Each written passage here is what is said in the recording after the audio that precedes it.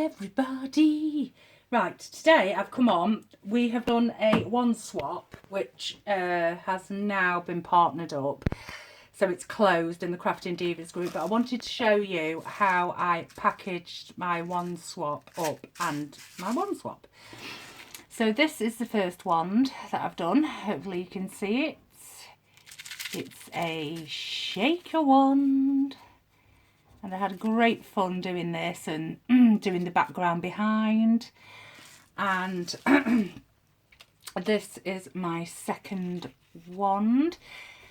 These are winter wands, by the way. There you go. The winter theme. So I was just going to come on to share that, and to keep in with the colours and everything, I have made some layered snowflakes. So I've just die cut loads of my snowflakes out and just layered them different ways and put a bit of bling in the middle and put a topper on the top. So that's just a little goodie that I'm sticking in there as well. Right, how I pack my swaps up is I always start with card, a recycled card, because we all like to do a bit for the planet, I'm sure. And I am just hoping that the card I haven't cut too small. I'm going to have to go with what we've got. So obviously it sounds like a really simple thing, but I've done this loads of times. Like I think I've cut it just a little bit too short, but never mind. Is always make sure that the card is cut to fit your plastic bag or whatever. I like plastic because I know it's waterproof. The same as I like the cereal boxes, because I also know that they're sturdy enough to go through the post and protect the craft that's inside, the craft pot that's inside. So I've got a normal plastic bag. These are from eBay.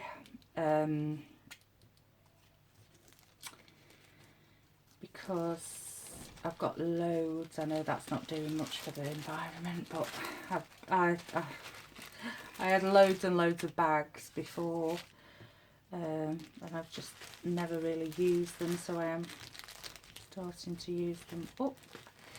So obviously this bag is too big, as you can see. You've got quite a bit of space left on this side, so it fits. I'm going to flip it over.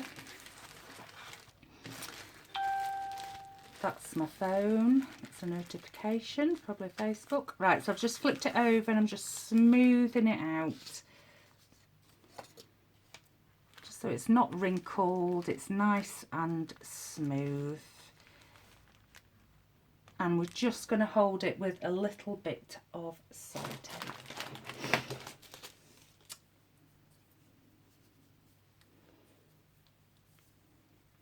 So remember, if your bag is too big, just fold it and then you've got the perfect size.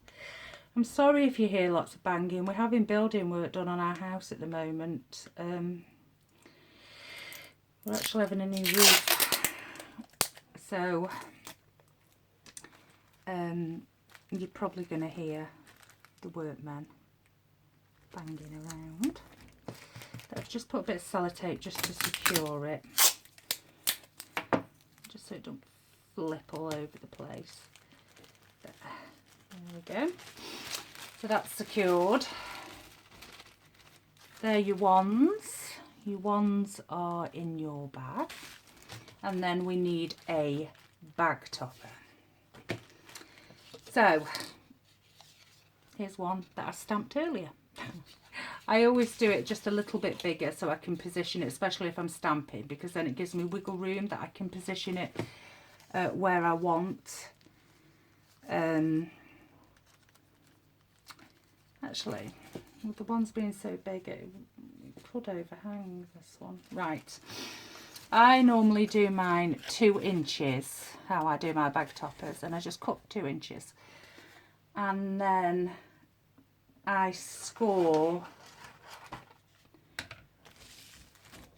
about 1 in 1 1/8, just so it's a bit bigger, because then you've got the overhang at the back. And I am going to actually corner round these, because I think it'll look better corner rounded. Yeah, you can hear the building men very busy trying to get the last work in before the light goes. There, so just corner rounded it. And this is going to be a pretty simple bag topper. Like I say, I've stamped on it "Oh dear" because it obviously matches the Let It Snow wand. And you like to, you know, if you're anything like me, you like to make sure that it matches, the colours matching. And that's the whole idea, isn't it, really, when you're doing handmade embellishments, is that you can do a whole series of your own embellishments and they all match. Right, so I'm just putting double-sided tape on.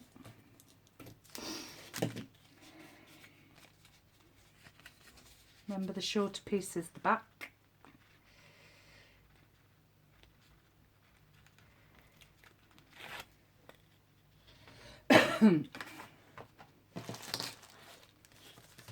Try and get it straight. It's probably ideal if you stand up to actually get it straight.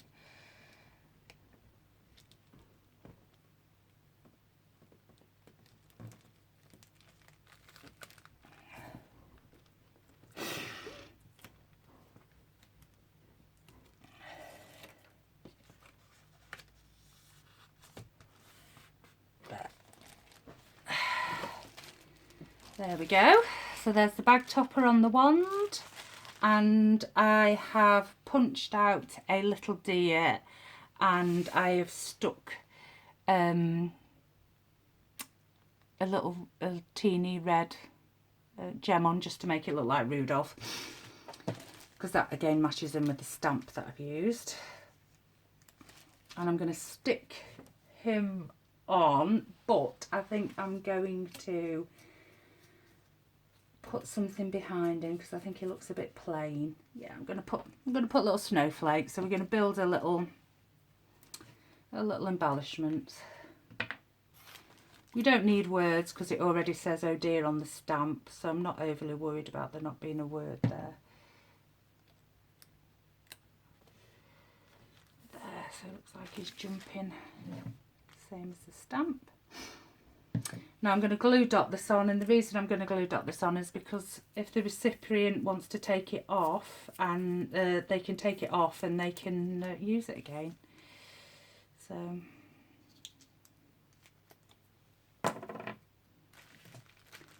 it's yeah, so it's easy. It's easy to take off. Make sure it's tacked on, but don't super uber press it down so they can take it off. So there's the wands all packed. And what I'm going to do now is, because I made a boo-boo, is I'm going to fold it. I'm going to have to fold that down on a packet because I didn't cut it long enough. So I'm going to take, as I always preach in my videos, especially from my card kit videos, recycle, upcycle your paper, your tissue paper. So what's left as scraps will be used as decoupage, so that won't get ruined, not ruined, get left behind. Let's see. And actually we could salvage that piece to wrap another one, so it's quite good. Right. So that isn't too bad, doesn't really need tidying up. I'm going to wrap this now in tissue paper. But before I do that, I'm going to slip this behind. This is just, like I said, them little layered embellishments that I've made, snowflakes. I'm going to pop them behind because they're just a little goodie. And I'm going to wrap this up.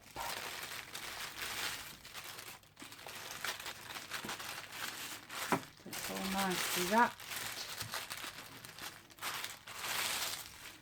and some washi tape.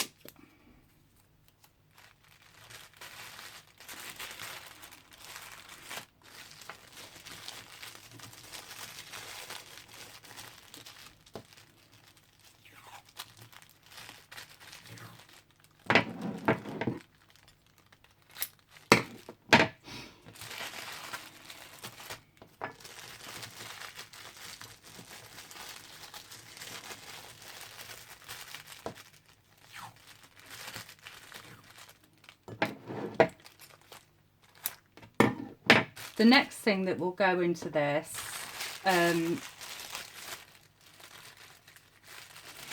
would be a little note. I would attach a little note to here. But I'm just going to slip that into the bag after I've finished, because I haven't wrote the note out and I want to get this done because I'll be posting this tomorrow. So I place it on the card down with the washi tape down. And then I'm going to place this over the top.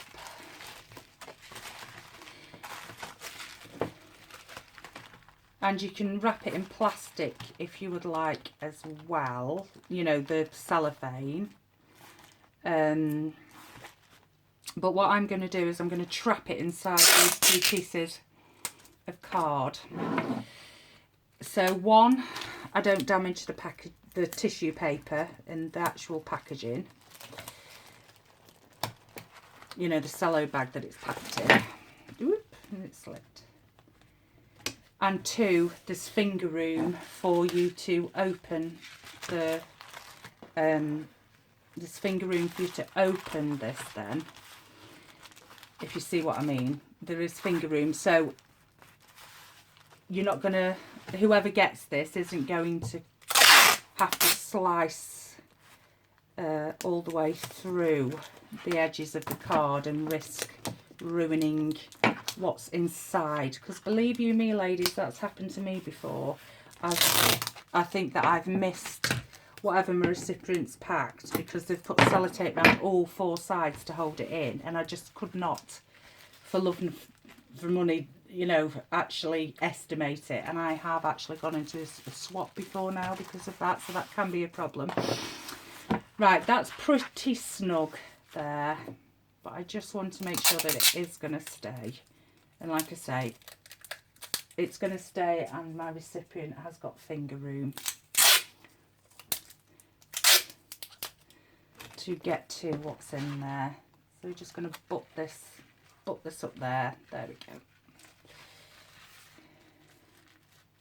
And then on this side we'll butt it up again. So it's quite snug and it's not going to go anywhere. But as you can see,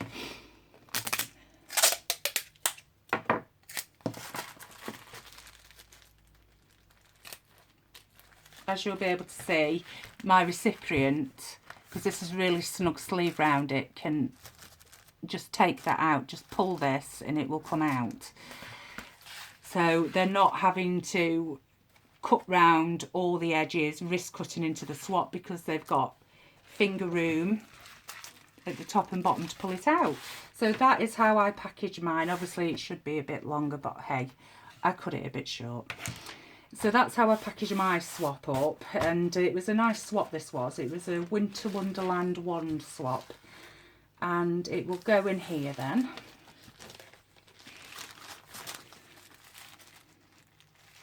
This is just packaging. Actually, if you look, this isn't going to get damaged because this is just actually tissue paper.